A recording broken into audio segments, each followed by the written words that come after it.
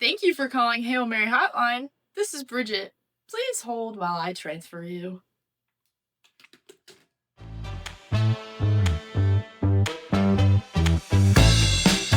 Welcome back to Hail Mary Hotline. I'm your host, Taylor. I'm your host, Sarah. And what a weekend it has been. I don't know about you, but I definitely felt my heart rate going up during the Georgia game this weekend. Oh, yeah. Most of the time for the wrong reasons. Definitely for the wrong reasons. And the result was fine. Yeah. But the journey there was, eventful. That's a word for it. That is a word for it. So, for those of you who don't know, Georgia won 44-41 in overtime after being down 21-7 after the first quarter. Mm-hmm. Yeah, Tennessee scored within the first 3 minutes of the game, which was... That was hard to watch. It was really hard to watch. I was worried there for a while. Yeah. Mm-hmm. And I was at a wedding during this game, so it was really hard to watch. I was stressing. Mm-hmm. But it's okay. Georgia now has a 9-game win streak over Tennessee. Take that, Tennessee. Orange is ugly. Orange is ugly. Especially your orange. Mm-hmm. But, I mean, where do you even want to start? There's a lot to unpack with this game this week. I guess a good place to start would probably be quarterbacks. Absolutely. I would just like to point out, Stockton has made his way into the Heisman odds. Which, you know what? Go Stockton. Good for him. Good for him. After actually playing a ranked game and after some of the hits that he took, which we will talk more about in a minute, I think he deserves it. It was, I think, the first time that we've been able to see what he can really do in that kind of situation, because even the playoff game last year, it was more of like, well, we're starting a backup quarterback. We'll just see what happens. If we win, great. If we don't, he's a backup quarterback. Like, it kind of is what it is. But even throughout the first 2 weeks, we've played cupcake games. And so I think this was the first time that we've really been able to see what is he made of, what is he capable of, what can we kind of expect from him going forward this season. How he leads under pressure. Amen. And oh my gosh, kneeling field isn't a horrible place to play. Mm-hmm. So props to him. But I mean, 23 for 31, 74% is not bad numbers. No, for not playing at all. Tennessee at all. No. And you know what? I will take that. 304 yards for the oh my gosh. Yeah, passing yards per attempt 9.8, which is so much better than, you know, the 4.5, 5 point whatever that we've gotten the past 2 weeks. So I think we've seen some major improvements. And honestly, on paper, Stockton and Aguilar had really similar games. 'Cause, I mean, Aguilar went 24 for 36. He was 66.7 completion, 371 yards.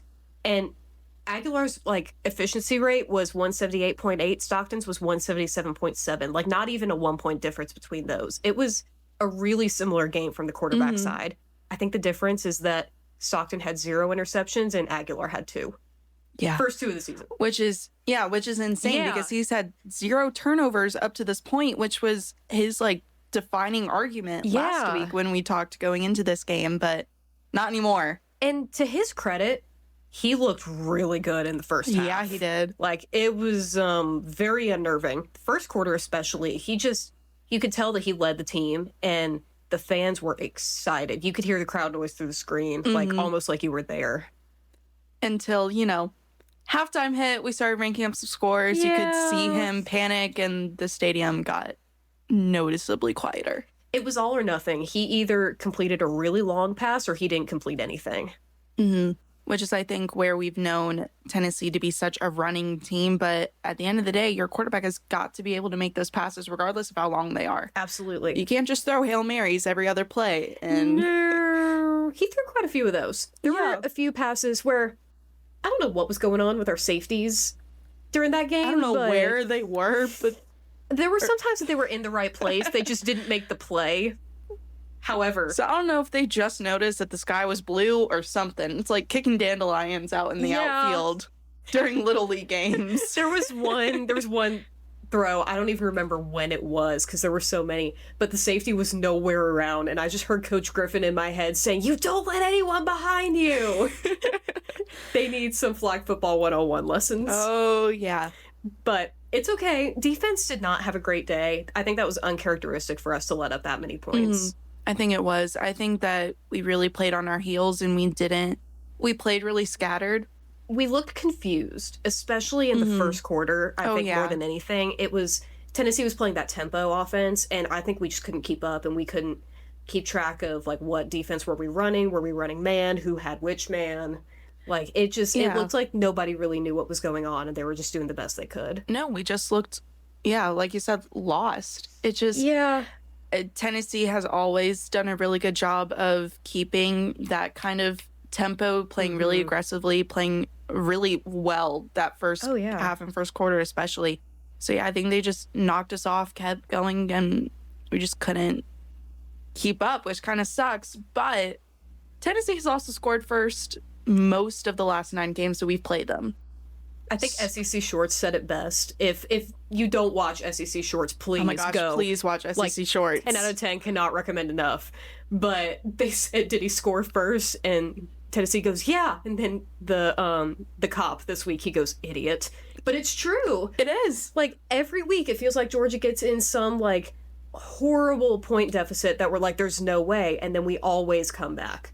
I don't think Kirby likes it. No. But I think that I think he uses it in the locker room and says, you get out there and fix it. This is a team that doesn't quit. No. And oh my gosh, if that is not a Georgia that we need. I mean, Kirby pretty much outright said that we had no reason to win that game. I don't think we did. No. We did not deserve to win that game. No, we didn't. But we did. But we did. And that's important. It's very important because that was one of those games that Tennessee probably needed to win to find themselves in the playoffs. And they didn't win that game. Granted, they do still have a couple more. Like, they play Alabama, I know, and I think they have one more big game that they probably should win. But that was a big one. Yeah. This is where they got to see what Joey was made of. And he still played a phenomenal game. He did. Like, cannot probably speak any more highly of the way that Joey played and led Tennessee this week, especially against Georgia. But, I mean, they both had new quarterbacks in. Oh, yeah. So, historically speaking, this stayed such a good game and is still one of my favorites of the season. Absolutely. If I was unaffiliated with Georgia, this would have been, like, the greatest game to watch ever, just because it was, like, one event after another of, like, I cannot believe that this game is real. But, you know, being affiliated, wow. Yeah. Yeah. Just a good old-fashioned I love football game. Yes, it was. I loved seeing all the football pages I follow, just, like, page after page saying instant classic. And it is. And it is. So I guess to keep talking about that game and some of our key points, Gunnar had a fumble that really almost took us out. I was scared. It was late in the game, and he fumbled that ball, and I was like, oh no, that'll do it. That'll do it. That'll be it. But it wasn't. No, it wasn't. The real game changer was Max Gilbert missing the field goal. Thank you for your service. Yeah. Did you see all the videos of everybody after the game going up to their TV with leaf blowers and blowing it the other way? Did you see the Tennessee fan who they kept showing throughout the whole game? Yes. Which one I'm talking about? Yes. Yes. It's just, oh my gosh, every game has one of those. A couple of years ago when we lost to Alabama, and it was, you know, I knew the girl that was the face of us losing that game. Like, I used to cheer with her. It was, oh my gosh, I thought that it was hilarious, but yeah. Every game has one. Every game does have one. And this one was great. Although, if you're a Tennessee fan, I think this game has to hurt worse than if we had come up there and beat them like 50-0. Oh yeah, it does. It definitely does. If he hadn't missed that field goal, that was the game. That was the game. That was the game. And especially, like, I think it's almost worse because Georgia Tech hit a walk-off field goal earlier in the day, which I'm sure he knew about, so he was like, I have to do this because it can be done. But yeah.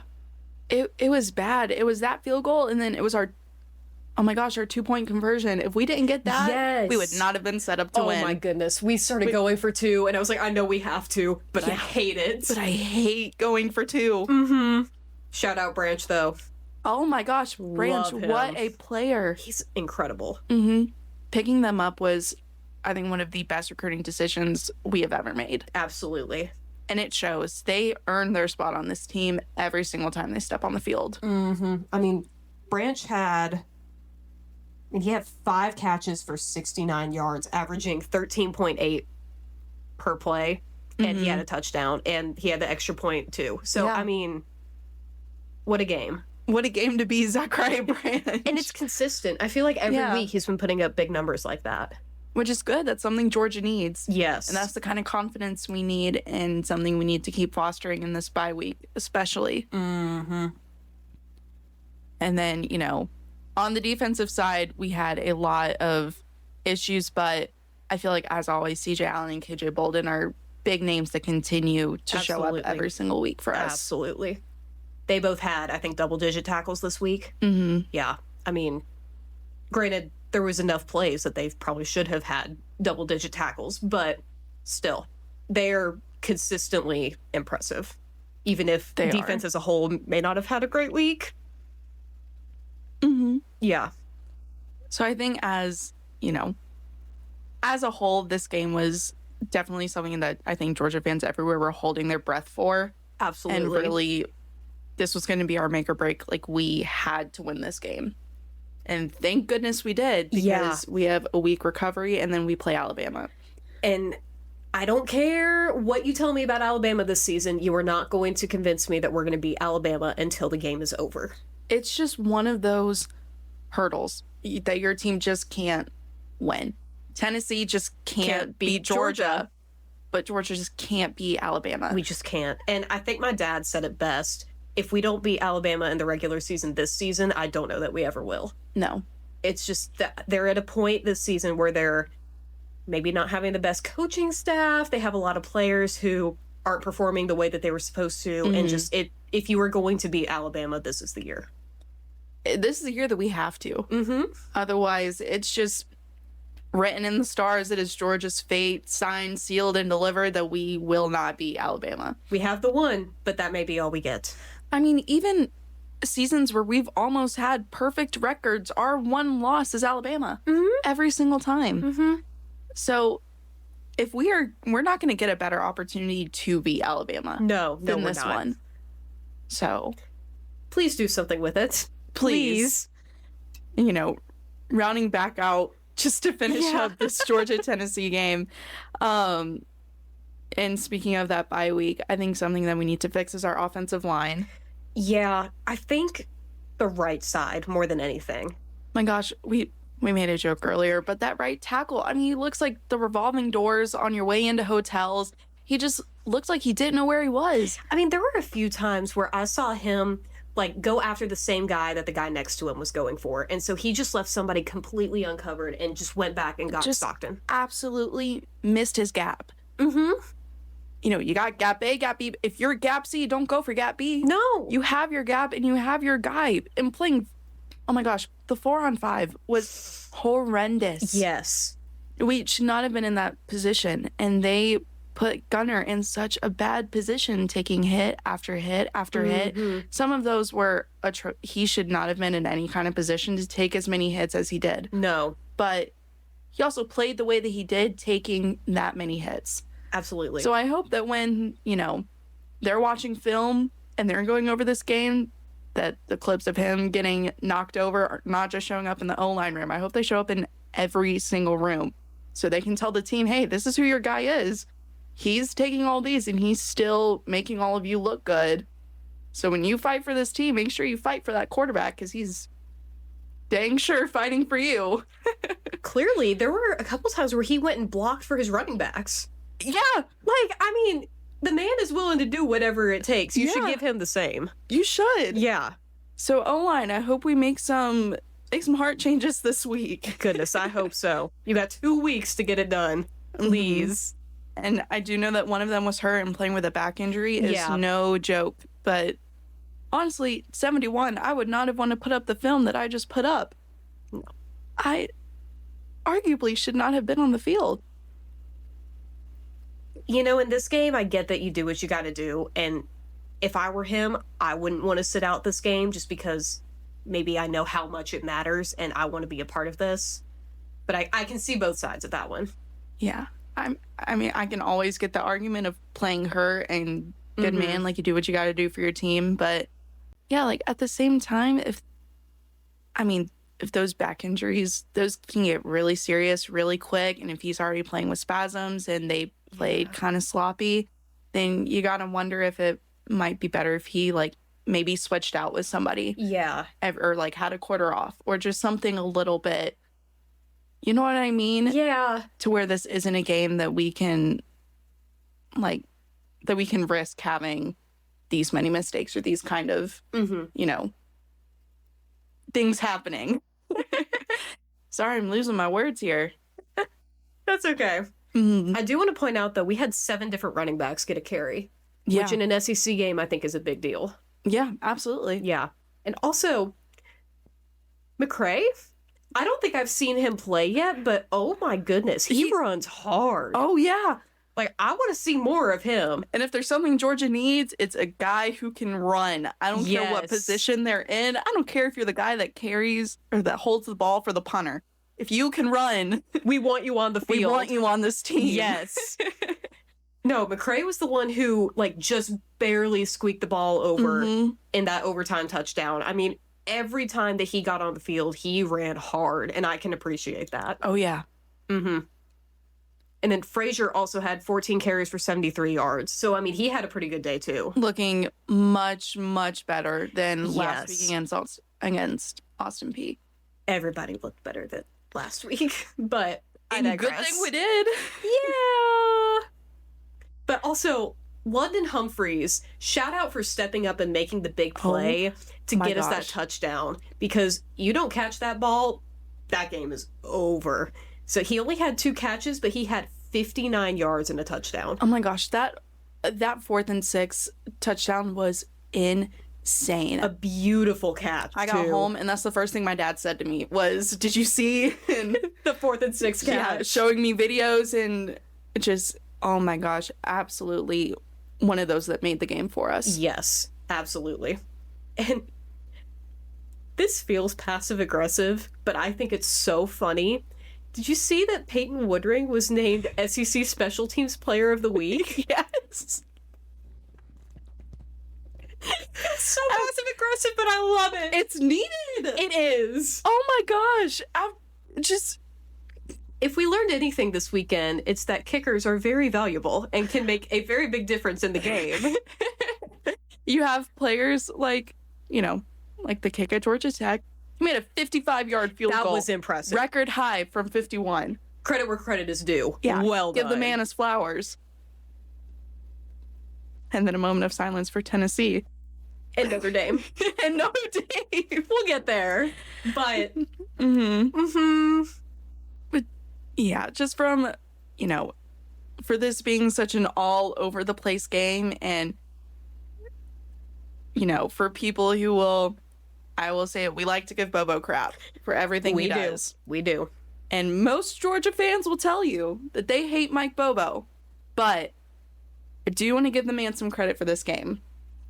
Because we had 96 offensive plays, which was insane considering how messy we played that we were able to pull that out.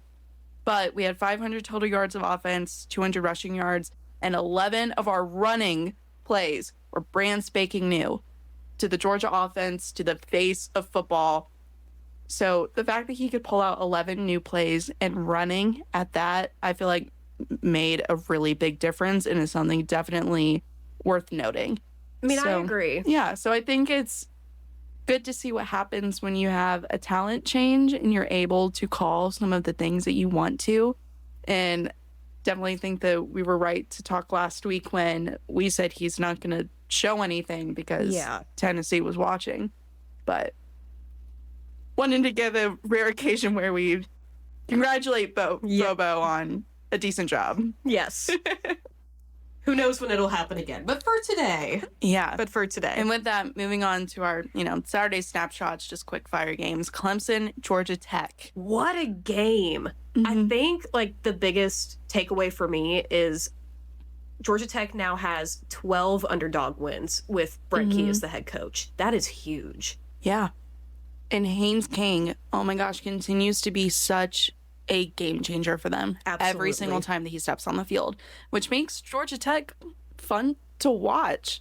Like, I almost hate to say, but he's making it up for them. I legally can't say anything good, but... All right, and then I'll devil's advocate a little bit. There you go. But, I mean, King was 20 for 28 with 211 yards. Mm-hmm. And then he also had 25 carries for 103 yards. Yeah, he did. The man gets beat up, but you cannot deny that he gives everything out there on the field. I mean, he is just an absolute unit of an athlete. Mm-hmm. Like Branch, like, he earns his spot every single time he's on the field. There is no question that he is the right person to be leading that team. No, absolutely not. And you can tell that he has the team, too. Oh, yeah. And did you see that they took the goalposts? Okay, you're an engineering school. How many of you does it take to get that goalpost out of that stadium? It shouldn't be that many. But it took so many of you. Mm-hmm. Y'all are trying to push it out of a stairwell. I feel like there's a better way to get it out of the stadium. Walk it up the stands, throw it over the side, go down and get it. I feel like that would have almost been easier than trying to shove it out the stairwell on the side of the stadium. But my favorite was seeing it wrapped up in the spiral. Oh, yeah. That was funny. But, you know, at the end of the day, I'm not an engineer, and we have yet to steal a goalpost because of the hedges. So, for the best. Yeah. But moral of the story, Clemson's bad, Orange is ugly. Clemson needed to win and they didn't. They're not ranked. Georgia Tech is. Clemson, I hope you feel bad about yourself after... Oh, they do. Yeah. I can pretty much tell you that they do. I saw something, little food for thought here. Is Dabo Swinney that good a coach, or was he just lucky that he had Trevor Lawrence and that much talent that year? Okay, I've seen talk about, because, you know, every head coach does a little short press conference after all of their games, but Dabo continuously going up there and been, you know, we were one play away. We were one play away from winning. You have never in your life been one play away from winning anything. So I don't know what kind of lies you're trying to feed everybody by convincing them that you've got it. But whatever it is you think you've got, you don't got it. You lost it with Lawrence. Yeah, you did. I mean, if the rest of the season goes this way for them, I don't know how much longer he stays. I really don't, because he has done not much at all since he won the national championship with Trevor Lawrence. I mean, that's what we're seeing with a couple of coaches this season. What? And we'll get to when we talk about those teams. Yes, we will. So moving on to one of those teams, Florida LSU, 20-10, final score. I mean, seeing the score being 10-10 at half, I was confused. More on LSU's side than Florida. I figured Florida would score some points and make it interesting, but, you know, everything I'm seeing online is that LSU is, like, underrated. They should be ranked number one. They're the best team in the country. It's not even close. People aren't putting enough respect on them, and I don't see it. All right, prove it. You didn't. You only beat a bad Florida team by 10. Yeah, it's... if you're gonna have that talk and bring that kind of publicity, like, prove it. Earn it. Put up more than 20 points against a bad Florida. When the Florida quarterback hands you the ball 5 times and you only score 20 points, Lagway had 5 interceptions. Which is stupid. That's, like, awful. Actually stupid numbers. Yeah. You know how long it took Carson Beck to get those kind of numbers, and you showed him up in one game? 2 games. Still. But I digress. But what I think is interesting, you take the turnovers away, and Florida actually had a better offensive game on paper. But 5 turnovers, that is what does it. 5 turnovers, and then stupid. Called a timeout, and then put 12 guys on the field, and then I think lost close to 70 yards after that. So I don't know who raised you. It's that Florida education for you. Yeah, but oh my... The 12th man is a, you know, imaginary figure, not someone that is literally on the field. Leave it to the crowd. Yeah. Okay? Don't... Not that y'all couldn't have used a 12th man, but... I don't know that it would have mattered. No. I mean, maybe if you took Lagway off the field and put somebody else on, it might have mattered, but I mean... Way to talk about it. I mean, yeah, 5 interceptions? No, I know. I think we could talk about it.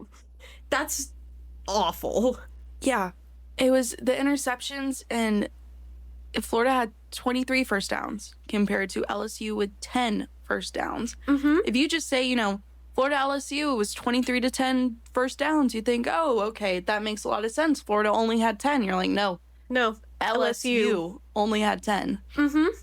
And Florida had 4 receivers with at least 4 catches of 40 yards. Yeah. And they lost. So where do you get off having that kind of game? Did LSU defense also have multiple receivers with 3 catches of 40 yards? They might have. But Lagway was supposed to be, like, the guy this year. Like, I've seen that he was, like, up there in the Heisman race, and the more that I see from him, the more that I Lagalele. Yeah. That's just all there is to say about it. And honestly, the more that I hear the words Heisman runner, the more I discredit the source, because Lagway Manning right now does not, I think, deserve to be in that sentence. No, I don't think so. Some other preseason players that we've seen, and it's not just individual guys, it's teams and it's coaches where, this is one of the, I think, quietest preseasons we've ever had as just college football as a collective. For people to be making the kind of crazy claims that they are. I get your preseason pre-fires. It's supposed to be way out there, but oh my gosh, could not get farther out there. I have a question for you. So I saw today that because the preseason polls were so shaken up after the first 3 weeks, do you get rid of it or do you keep doing it? I've seen some people say that, like, no, it's just fun. It doesn't matter anyway. And then I've seen some people say, no, it's actually a terrible first evaluation of teams. They shouldn't do it anymore. I can definitely see the argument for both sides. I can definitely see the argument for doing away with it. Because I would say this season is also one of the worst preseason AP polls that we've ever seen. And not that I'm smart enough to be an AP voter, and not that we are important enough to be an AP voter, but oh my goodness, the arguments that some of these people are making for their AP votes it's ridiculous. ChatGPT would be a better voter than some of these people. Petition for us to start voting, please. Yeah. We would be so good. But that's a conversation for another day. It's just, I can definitely see the argument for getting away with it, especially when you don't see, preseason games anymore. Spring games are getting canceled. Nobody's talking to press. Games aren't open. They're staying closed. And where there was a lot of, playoff season was really shaken up. So for things that are, the only thing you have to base off is the playoffs, I can get where they're a little too far out there, especially when you have teams like Clemson who moved up 10 spots preseason. I don't know how many of you voted for that, but oh my goodness. I think you should take the the standings after the college football playoff and like where everybody was ranked and do your preseason that way, not based on anybody new coming in, anybody who transferred out or transferred in. Just do it strictly based on where did you finish last season, and then we'll go from there. Yeah. I honestly cannot disagree with that. I think that might be a smarter way to do it. I think that you can have, like the coaches poll every week. Yeah. You can move yourselves around, leave other people to, kind of preseason fire for you. Yeah. But you as an AP collective need to, I think, either come up with a better system or just, when you have nothing to go off of, admit you have nothing to go off of. Don't go and change it so drastically that it ruins week 1. Yeah. I mean, going off of playoffs and just leaving the rankings where they sat might be a better and a little bit smarter decision when it comes to, ranking everybody, especially because week 2 is so drastically different. Yeah. I mean, I agree. Yeah. So honestly, great detour. I'm glad you brought it up, especially when talking, about Florida and LSU. Florida was supposed to be this big contender, and LSU who is screaming to be number 1. But, we digress. Happy little side quest. Yes. Moving on to what I hope to be a more exciting game for the Fighting Irish. Texas A&M, Notre Dame, 41-40 A&M. And for those of you who don't know, Notre Dame got beat because their kicker missed the extra point to which Texas A&M then got the ball, drove right down the field, and kicked the extra point to win. Yeah. Yikes. You gotta feel for the kicker. I mean, if we've learned nothing else this week, it's that if you ever feel like you're irrelevant because you're the kicker, you're not. Oh my gosh, you are the difference. Yes, you are. But this was a must-win for Notre Dame, given that they lost their first game of the season, and they had a bye week, so they have played 2 games, and they're 0-2, which is not a good start, for especially where they came from last year, being runner-up national champions. And both of their losses are against ranked teams, but they have no more ranked teams in their schedule. Where does that leave them? Unless USC can hang around at number 25 until October, which I don't think they will do. Notre Dame is out of ranked opponents. They play Purdue, Arkansas, Boise. This was their last chance. They had to win this game, and they didn't. And I want to point out, they're still ranked. First ranked 0-2 team since 1988. Yeah. And I can understand the argument that both of those losses were to ranked teams, and they were to good ranked teams. They weren't to, the Clemsons. They were to Texas A&M and Miami, who are both pretty good teams this year. But you were an 0-2 team. Respectfully, I don't know that you still have the right to be ranked after that. I get that these are both quality losses. Yes, absolutely. In Notre Dame's book, 1,000%. But at the same time, I don't even think that winning every single game for the rest of the season is going to do as much as they need it to make it to the playoffs. I think they'll be on the bubble if they win out. I think so. I think maybe next year, once they've had a little bit of time to develop their young quarterback and maybe get a little bit more talent in, they can kind of make their way back into the conversation, but I'm not sure that this is the year for them. I have a lot of trust in, in Freeman and what he's doing. I think that they have an incredible coaching staff. I think that they have some other key players like Jeremiah Love who absolutely make a big difference for them, but CJ Carr is just young. We have a lot of young quarterbacks this year, and I think that these games were a scary place to play and a major wake-up call where you don't have a cupcake game the first 2 weeks. So I think that they just got dealt a crappy hand early in the season, but still, I think that he's missing on a lot of opportunity that some other quarterbacks have to breathe a little bit before you make it up to your big game, unlike Manning, who had to play Ohio State and has regressed since then, but in more ways than one. But although I do have respect for Notre Dame for actually scheduling those big games early in the season instead of just saying we'll take the easy way out and we'll play our cupcake games early. They said we're going to start right out of the gate and we're going to play 2 really big games, and I do have a lot of respect for that. I kind of wish more teams would do that and schedule a big game early on in the season instead of kind of backloading their schedule. And they held their own. Oh yeah, 27-24, 41-40. Both of these were held within 3 points. Oh yeah, that is such a big deal. So not to discredit CJ Carr or anything that Notre Dame has done in any way. Yeah, they had to win at least one of these games and they didn't. So it's really just unfortunate for Notre Dame. I think that after the way that they showed up in the playoffs, I was really excited to see everything that they were going to do. Yeah, and I still am. I think that they can do a lot. It might just take another season. I agree. Now, looking at Texas A&M a little bit, they had 13 penalties. Oh my gosh. Yeah. 13. Yeah. It's not a competition, okay? Some teams are racking up some major penalty numbers and crazy yards. It's not a competition. You're not supposed to get them or want them. No, I don't remember. Just as a reminder. I don't remember how many yards it was, but it was triple digits. It was not good. Yeah. And their quarterback only had 17 completions, but he had 360 yards. Moss had 20 carries for 81 yards, and Craver had 7 catches for 207 yards. And oh my goodness, if that is not a key player, I don't know who is. And Jeremiah Love, give him some love, no pun intended. He had 23 carries for 94 yards. So, he still had a phenomenal game. Oh, yeah. But it just... Kickers. You make such a big difference. So people can give you crap all they want, but if this weekend has been any indication... Kickers matter. Defense win championships, kickers win games. Okay, Amen don't to ever that. let anybody tell you that you don't matter in the face of football, Well, or they don't win games. or they don't win games. Yeah. But that's okay. So, our last big game that we're going to look at this weekend, and a personal favorite other than the Georgia game.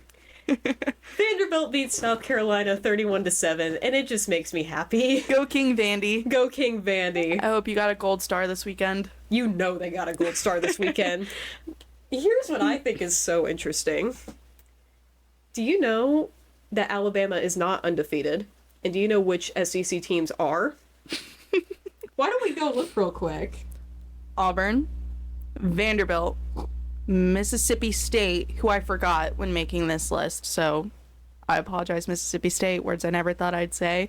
Ole Miss, Georgia, Mizzou, A&M, Oklahoma, and LSU. Do better, Alabama. Yeah. Except, wait till after you play us. Wait a little Wait bit 3 here. weeks. Now, South Carolina's quarterback did leave the game in the second quarter with an injury, but I didn't watch a ton of this game, but from what I've heard, Vanderbilt honestly owned the field. Like, it wasn't even close. They were outplayed, outcoached. Pavia was 18 for 25 with 2 touchdowns. And Carolina also had 4 turnovers and 8 penalties for 85 yards. And things like that are what make the difference in the game. That's going to hurt anybody. Oh, yeah. But against Vanderbilt, it's got to punch you in the gut a little bit. Although, Vanderbilt's a top 20 team now. Yeah, they are. So, some other scores from the weekend. I do want to touch on Texas a little bit. They only beat UTEP 27-20, 14 straight incomplete passes from Manning, and he only completed 5 passes in the first half. So, It's... They... Penalty-wise, UTEP had 6 for 33, Texas had 7 for 78 and a turnover. It's just, that's not enough to make a difference for them. It's not like UTEP had some crazy, insane amount of penalties and Texas didn't. They were both making major mistakes. And for Manning to be making those kind of mistakes puts him in such a bad position. But something else, as I'm pulling up these numbers, when it comes to quarterbacks, okay, so Malachi Nelson, who is the UTEP quarterback, as we're reading out, had 66%, 209 yards. He did throw 2 interceptions, but came out at a 104.3 efficiency rating. Manning, had his 11 for 25, 44%, 114 yards, 87.5 efficiency rating. at what point do we say that he is not the guy? Yeah. Did you see that people were booing him off the field? After 14 straight incompletions, can't really blame him. This is a closer score than UGA Austin Peay last week, and that is one of the more sad displays of football I've seen this season. I mean, you gotta feel for the guy. I would hate to be in his shoes right now. Oh, absolutely. But But I think to some extent, when you put all of this pressure on a guy who really has not even had his own chance to be on the field yet, he's never going to be what you want him to be. And I think to some extent that might be what's going on, that he is just having such a hard time with the pressure and everything that he's expected to live up to. But at the same time, I think some of it might be skill. it's his mechanics, for one thing, are something that I've consistently The sidearm.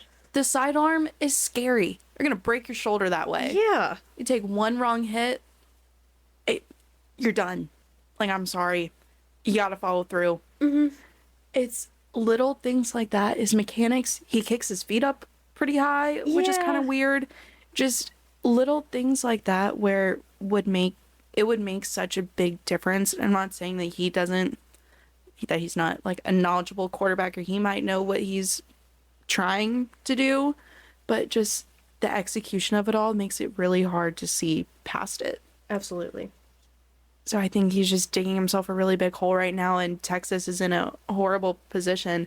I wouldn't want to be him in any world under this kind of pressure. No. And I think they have another cupcake game this week. It's like Houston or something. And I don't know their SEC schedule, but I know when they come to Sanford in November, that may be a rough game for him.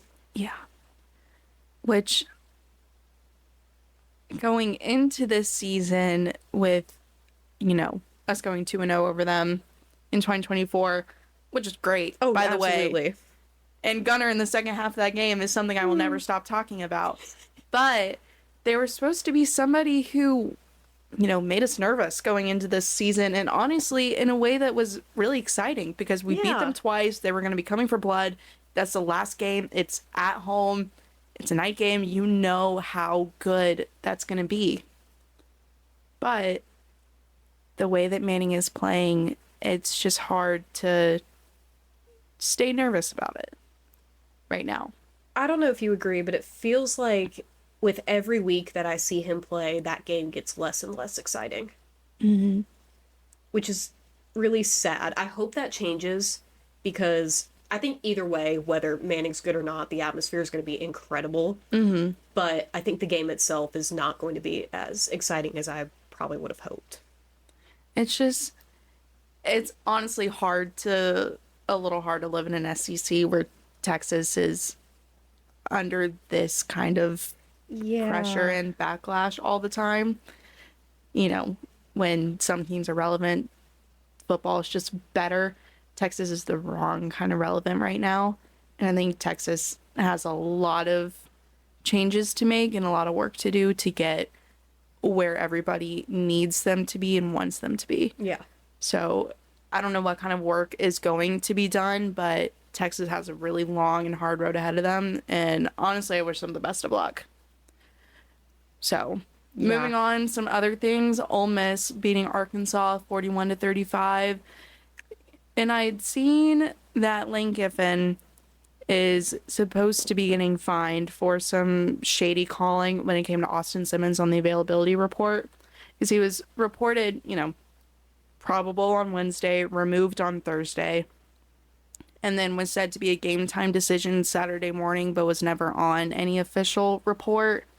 So would that have made a difference for Arkansas? No, they probably still would have lost, but in preparation for that, it's anywhere from a $25,000 to $100,000 fine for inaccurate listing.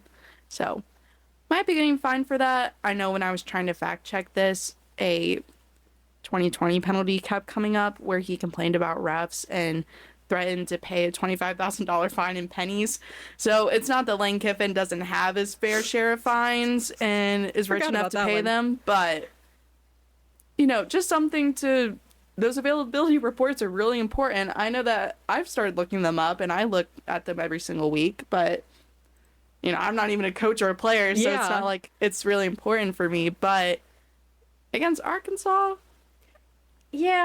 which Arkansas does have a tendency for beating ranked Ole Miss. I saw a stat, I'm gonna get it wrong, but it was something like they have 8 or 9 wins against a ranked Ole Miss opponent. So they just have it out for them. And it was a close game. Mm-hmm. Like, they definitely made it interesting. But still, this is a game that, if you're Lane Kiffin, you're probably thinking, I'm probably going to win this anyway. Why do you need to do the... Austin Simmons, he only played 4 snaps. Yeah. Yeah, and 1 pass.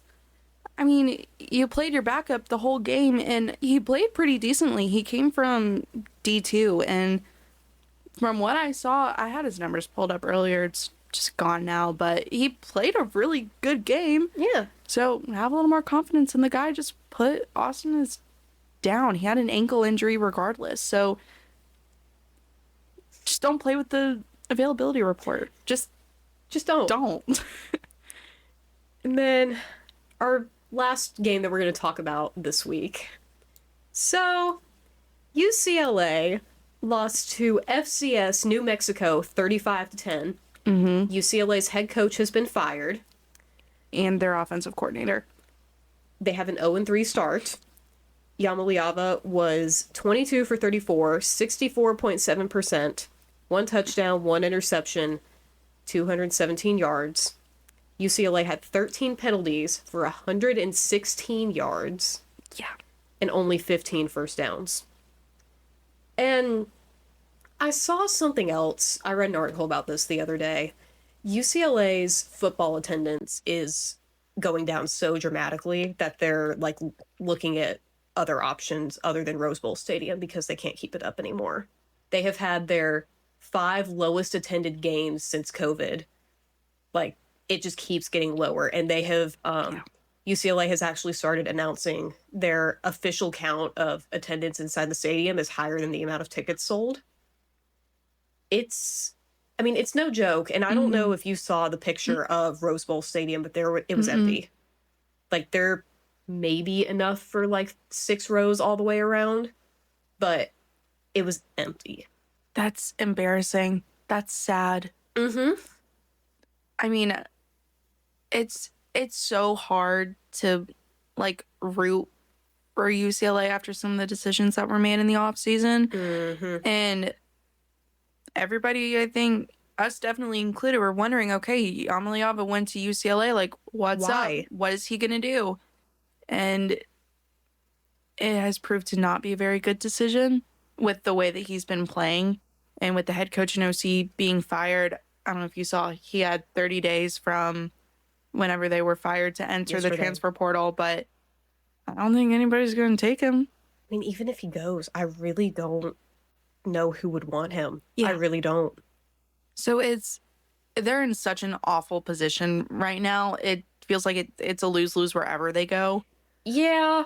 And whatever happens, but it makes you really wonder, like, what was going through Nico's head when he made this decision switch.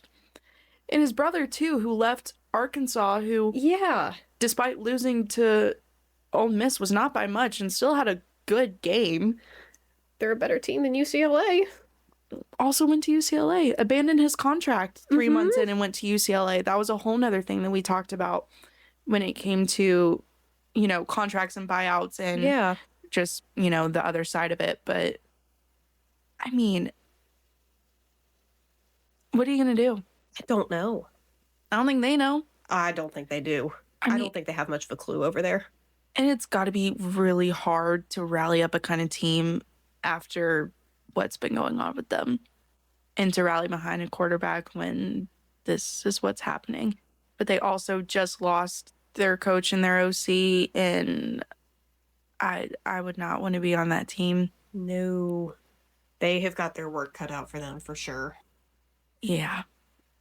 But kind of moving away from that, we had a quick SEC rundown, which we kind of named earlier with, the 8 teams that are ranked undefeated and higher than Alabama, who's 2-1.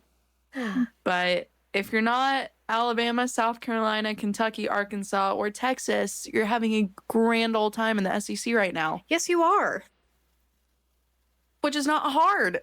Because Mississippi State is undefeated, and Vanderbilt is undefeated, and Mizzou is undefeated. So clearly anything is possible. If these teams can do it, so can you. So can you. Yes.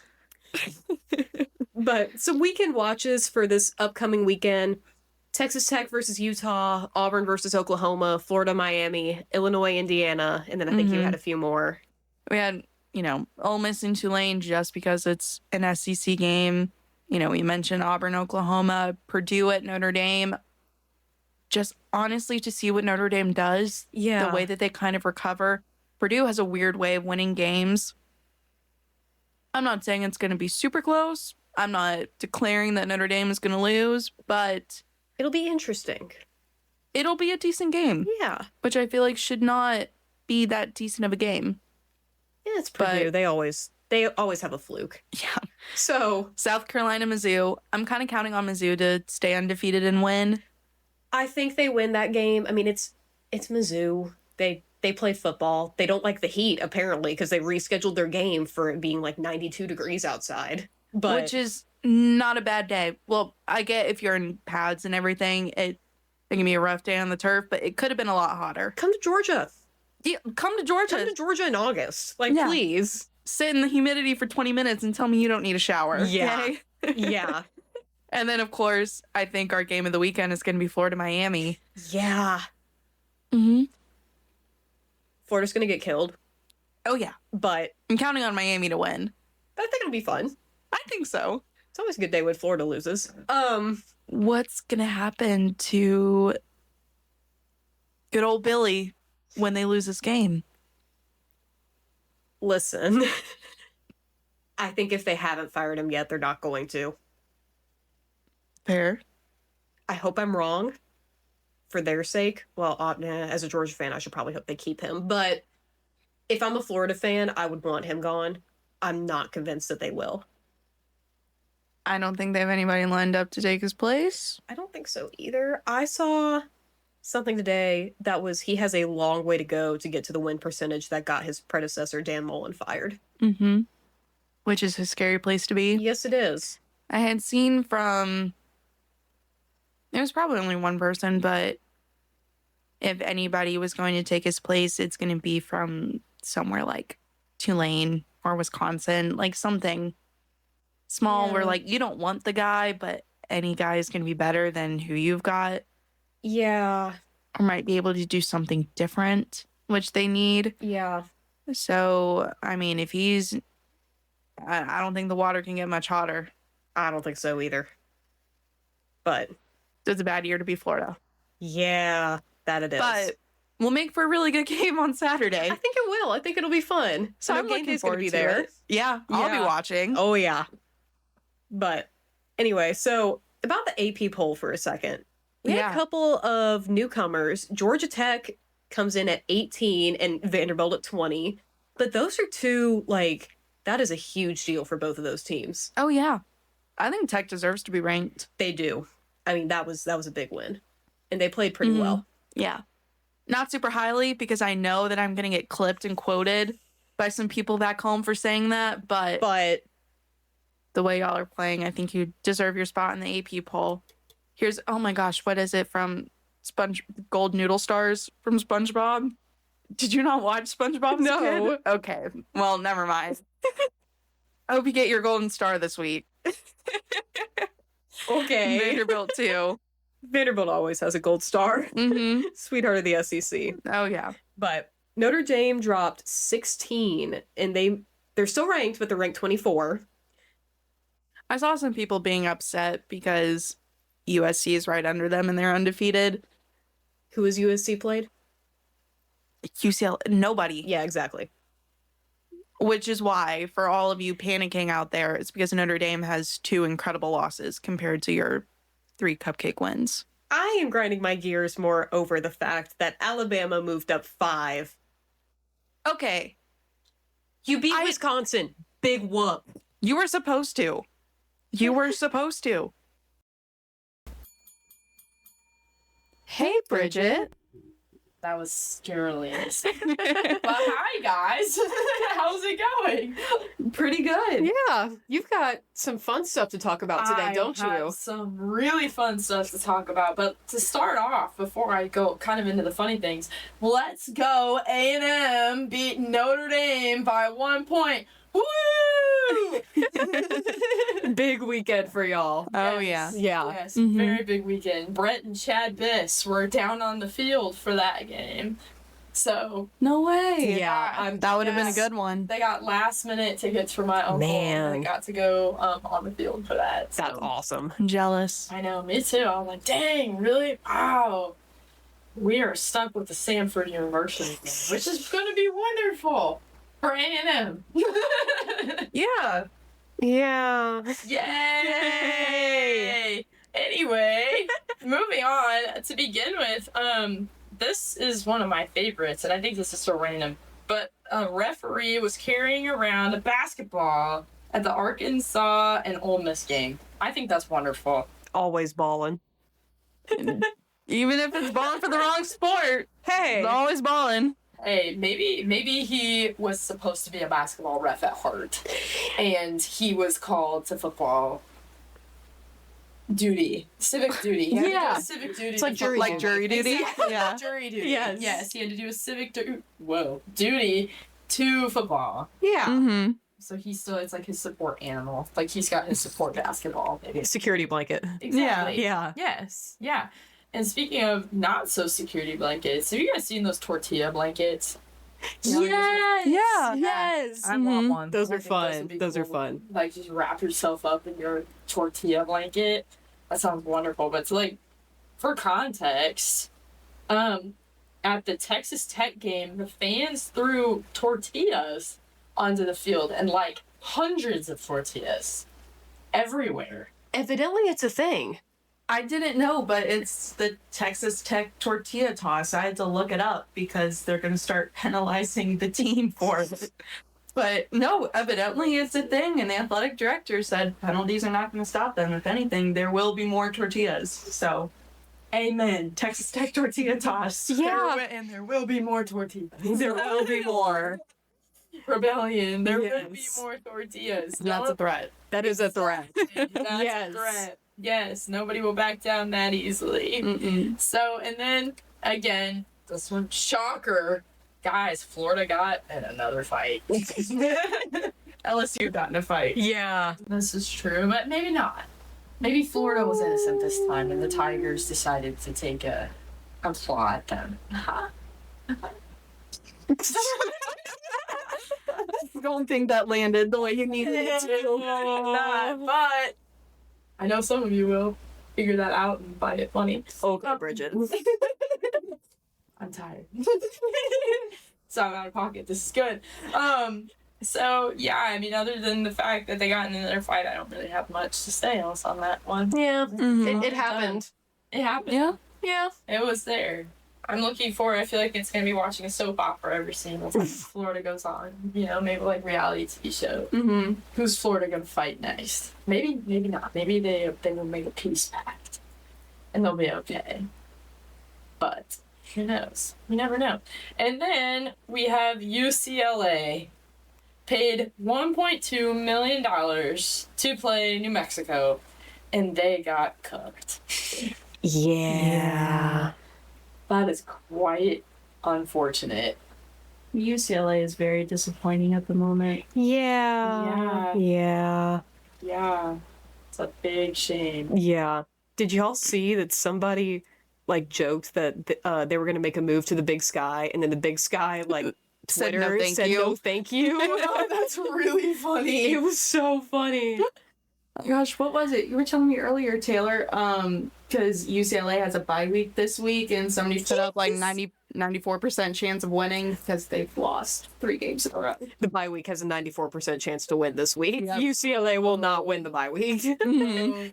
Yeah. Yeah. Poor UCLA. Yeah. I'm sure they're known for other things that might be a little bit better. Softball school. There you go. See, that's all that matters. Yeah. That's something, right? Like, that's Yeah. all that Just matters. not Yeah. football. Yeah, Not yeah, football. That's okay. That's what the SEC is for, right? Like, Yeah. Yeah. it's okay. It just means more. It just means more. means more. Mhm.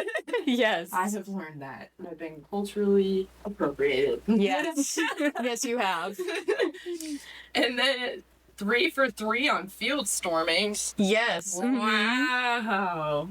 Again, not something I'm super surprised about. I feel as though that is something that people tend to do when they're really excited about winning, which is fair. And shout out to the guy that I went to high school with. When he was excited that we beat our rivals, he ate them off. Oh. That's a choice. So, these people storm a field. He ate him up. He ate them off.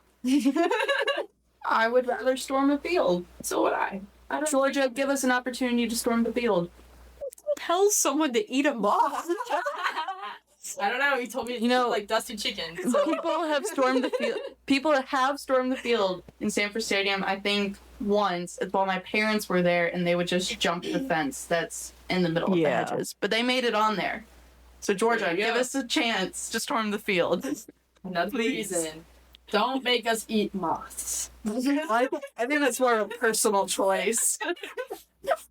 To show our I'm like excitement. shell shocked. Why did you? I don't know. I'm shell shocked too. Anyway, on a different note, another kind of shell shocking thing.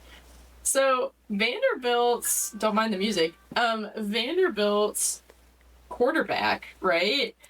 made a pact with Theo Von that if they beat, who was it that they would South beat? Carolina. South Carolina. That he would make a deal with Theo Von that he could go on a date with his mom. But apparently Tate McRae is now in this bet as well, so Theo Von has to get Tate McRae to go on a date with Diego Pavia, and then his mom gets to go out with Theo Von. I love college football. The European mind cannot comprehend college football. No, it can't. Theo Von was at that game too. he was on the So sideline. yeah, He could have just walked up and asked his mom out. There are layers to this one. yeah, there are. Wow. That's insane. That's absolutely Yeah. well, I mean, hey. Go You gotta do Theo what you Von. gotta do, I guess. Use your resources. Yeah, I suppose. But I mean, hey, with that being said, use your resources and click on the link to listen and follow Hail Mary Hotline. Yay! Good segue. Yes. I know, always gotta use the segues. Gotta use my Paul Blart segue somehow. Hey! Okay, with that being said, thank you for dialing into this episode of Hail Mary Hotline. This is your host, Bridget. This is your host, Taylor. This is your host, Sarah. Go